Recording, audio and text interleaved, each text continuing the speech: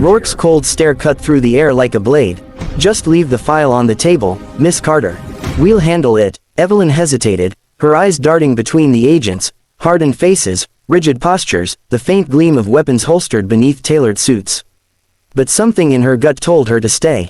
She had seen something in those reports, something no one else seemed to notice. "I think you should see," she began softly. Rourke slammed his hand against the table, making several agents flinch. "That will be all, Nurse Carter. You are not cleared for this discussion." Her cheeks flushed, humiliation burning deep. She swallowed hard, forcing down the lump in her throat. "Understood, sir." As she turned to leave, she noticed something odd on the wall screen. The classified feed was displaying encrypted transmissions from an operation that went south 2 nights ago, an ambush that cost the lives of 2 agents. She froze for half a second, recognizing the call sign flashing in the corner. Viper 1. The name sent a chill down her spine. She'd seen it before, buried deep in a medical report she'd been asked to file and forget. A soldier turned operative, officially listed as dead 3 years ago. But the wounds described in that report didn't match the death report she'd signed off on. She hadn't forgotten. And now, his name was flashing again, active. Evelyn's heart pounded. Someone was lying. "Is something wrong, nurse?" One of the agents sneered from across the room, clearly enjoying her discomfort. She forced a smile. "No, sir. Just déjà vu." She slipped out of the room, her sneakers squeaking softly against the polished floor. As soon as the door shut behind her, the laughter began, muffled but cruel. "Why do they even let civilians in here? She probably thinks she's in some TV show." Deadweight. The word stung, but she'd heard worse. In trauma wards, during night shifts, holding soldiers' hands as they bled out whispering names of people who would never know what happened. She knew what courage looked like. And this arrogance, wasn't it. She made her way down the corridor, but before leaving the restricted floor, she stopped by the surveillance monitor room.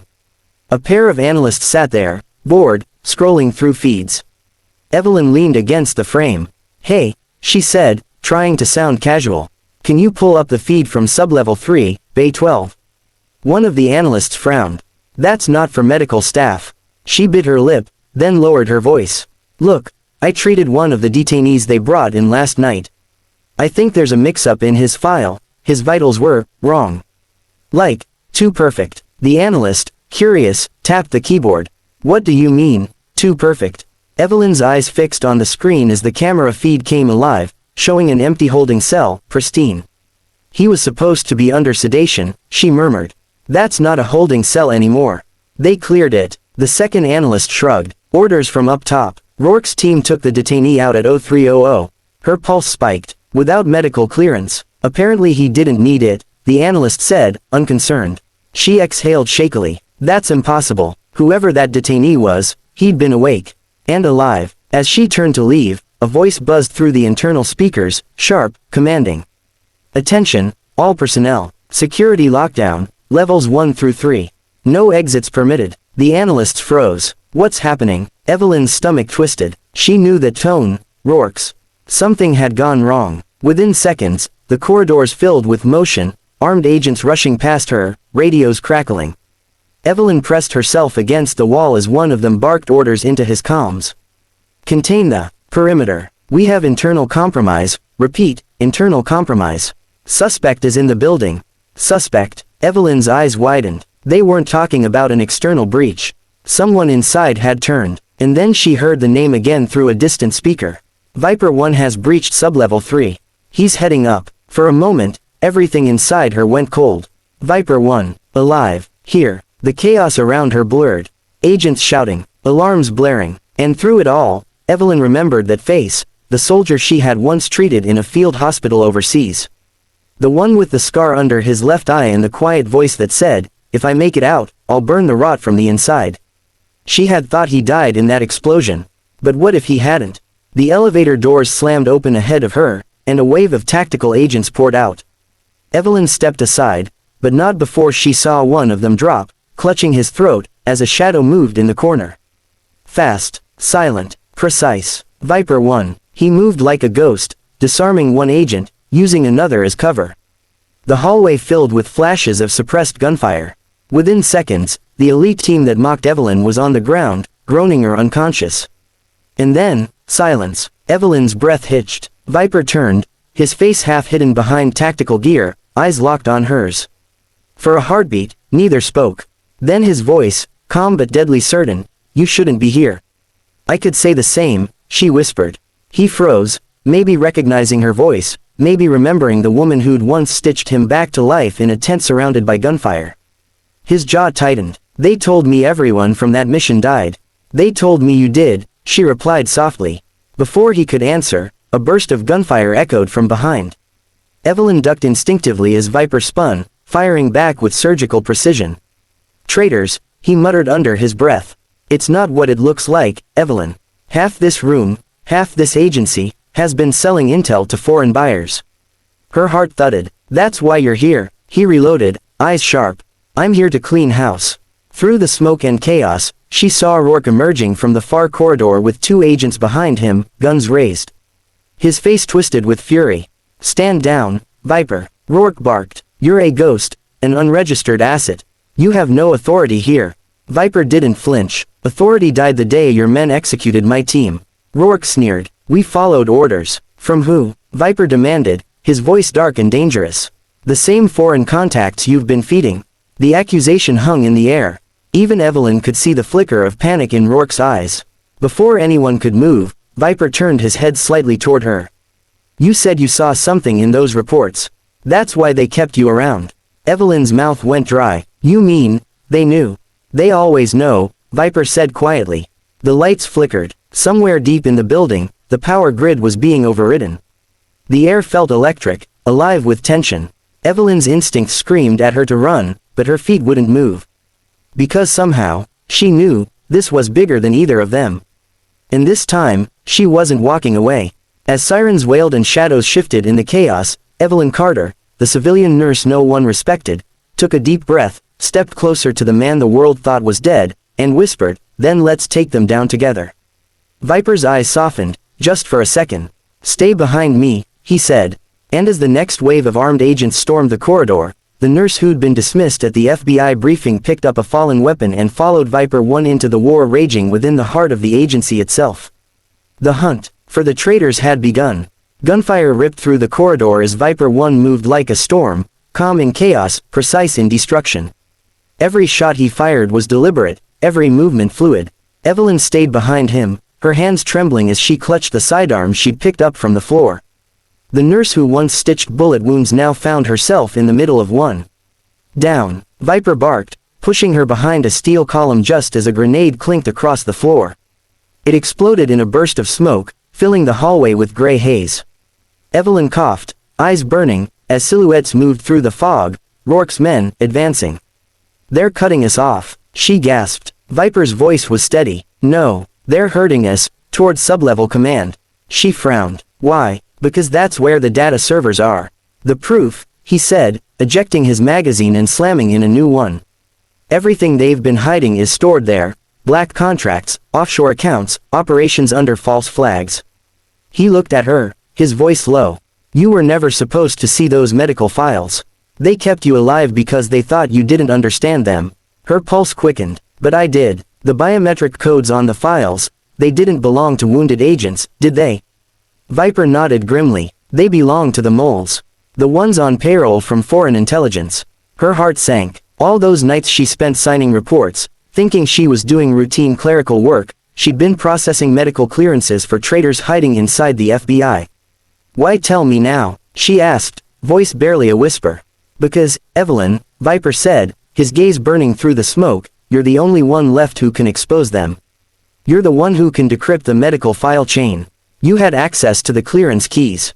Evelyn's breath hitched. "I'm a nurse, not a hacker." He smirked faintly. "You were smart enough to survive this far. That's a start." He checked the hallway again, scanning for movement. "We move in 30 seconds. She stared at the faint lights blinking through the smoke, her nerves on edge. "You came back from the dead to clean house, didn't you?" "I came back," Viper said quietly, "because they turned my brothers into ghosts." A moment of silence passed, heavy, raw. Then the sound of boots echoed again. Evelyn's instincts flared. She grabbed his arm and pulled him aside just as gunfire tore through the wall. Viper glanced at her, surprised. "You've got good reflexes for a nurse." I worked in a war zone, she said. You learn fast or you die. A rare smile flickered across his face. Fair enough. They pressed forward, moving through dimly lit corridors until they reached the reinforced door marked Command, Authorized Personnel Only. Viper knelt beside the control panel, pulled a cable from his wrist device, and began hacking it manually. Evelyn glanced down the hall nervously. They're coming. Then we better be faster, he muttered. Sparks flew from the panel as he rerouted the lock system. 3 seconds. The door hissed open, revealing the nerve center of the sublevel, a circular room of glowing monitors, servers humming like a heartbeat. Inside stood Rourke, weapon drawn, his suit torn, sweat glistening on his forehead. End of the line, Viper, Rourke said coldly. You could have stayed dead. Viper stepped in, weapon lowered slightly, but his stance radiated danger. Funny, I was going to say the same thing to you. Rourke's lips curled. You think you're some avenging angel? You're just a rogue, a burned acid who can't accept that the game's bigger than you. Evelyn stepped forward before Viper could respond. The game, you sold out your own people. Those soldiers died because of your orders. Rourke's gaze shifted to her, sharp and cruel. Ah, the nurse, the civilian, you should have stayed where you belonged. Maybe you should have remembered your oath, she snapped back. Rourke's smirk vanished. You have no idea what's at stake here. Do you think this country survives without dirty deals? Without shadows like me? Viper's voice cut through the tension. The country survives because of the people you bury under your lies. With lightning speed, Rourke raised his gun, but Viper was faster. One shot. The weapon flew from Rourke's hand, clattering across the floor. Rourke staggered, clutching his bleeding arm. You don't have the guts to. But Viper didn't move to kill him. Instead, he turned to Evelyn. Plug in the drive, right side terminal. You know what to do. Evelyn hesitated, her fingers trembling. If I decrypt these files, it'll go public in seconds. Every agent, every covert operation. That's the point, Viper said. Truth doesn't survive in silence. Rourke's face twisted with rage. You'll destroy everything. Our alliances, our networks. Evelyn met his gaze. No, just your empire. She slid the drive in and typed the medical access keys, the same ones she thought were harmless. The system beeped, screens flickered, and within moments, lines of encrypted data began unraveling across the monitors. Money trails, contract signatures, private communication logs, every dirty secret laid bare. Upload complete, the computer announced. Somewhere above them, alarms changed tone, a mechanical voice echoed through the speakers. Unauthorized data transmission detected. Global release initiated. Rourke screamed in fury, lunging forward, but Viper intercepted him, slamming him to the ground. You'll pay for this, Rourke snarled. You think the Bureau will believe a ghost and a nurse? Viper leaned close, his voice razor sharp. They won't have to. The world already knows. Rourke's eyes widened as realization dawned. The live feed had gone public. Every screen in the building, every major network, every encrypted channel was displaying his crimes. Game over, Viper whispered. Within minutes, sirens blared as internal response teams stormed the sublevel, not for Viper this time, but for Rourke and his loyalists. Agents cuffed him, ignoring his protests. Evelyn stood beside Viper, her breathing shaky, her heart pounding in disbelief. It's really over, isn't it? Viper exhaled slowly, removing his mask. The man beneath was scarred but human, tired, yet unbroken. For them, maybe. For me, he glanced around the burning servers. It never ends. She looked at him, sadness and admiration blending in her eyes. What happens now? I disappear again, he said simply. That's how ghosts survive. She stepped closer. You don't have to. He gave a faint, bitter smile. I do. You're the face of this now, Evelyn. You're the one who brought light into the dark. They'll believe you. She shook her head. I didn't do this alone. Maybe not, he said softly. But you're the reason it means something. Footsteps echoed, friendly forces approaching. He glanced toward the exit. Time for me to vanish. Before she could speak, he pressed a folded patch into her hand, his insignia, worn and torn, Viper 1. In case anyone doubts you, he said. Tell them the ghosts remember. And then he was gone, melting into the smoke, into the shadows, leaving only silence and the hum of dying servers behind. Evelyn stood there for a long moment, clutching the patch, staring at the chaos around her, agents taking Rourke away, screens flashing headlines, justice finally alive in the open. She wasn't just a nurse anymore. She had become something else, a witness, a fighter, the one who saw what no one else dared to see. Days later, her testimony would expose one of the largest internal corruption rings in FBI history. And though no one ever officially confirmed Viper One's existence, rumors spread of a ghost operative who returned to burn the rot from within. And somewhere out there, in the quiet after the storm, a man watched a news broadcast in the reflection of a motel window. Evelyn Carter's face filled the screen, brave, calm, unbroken.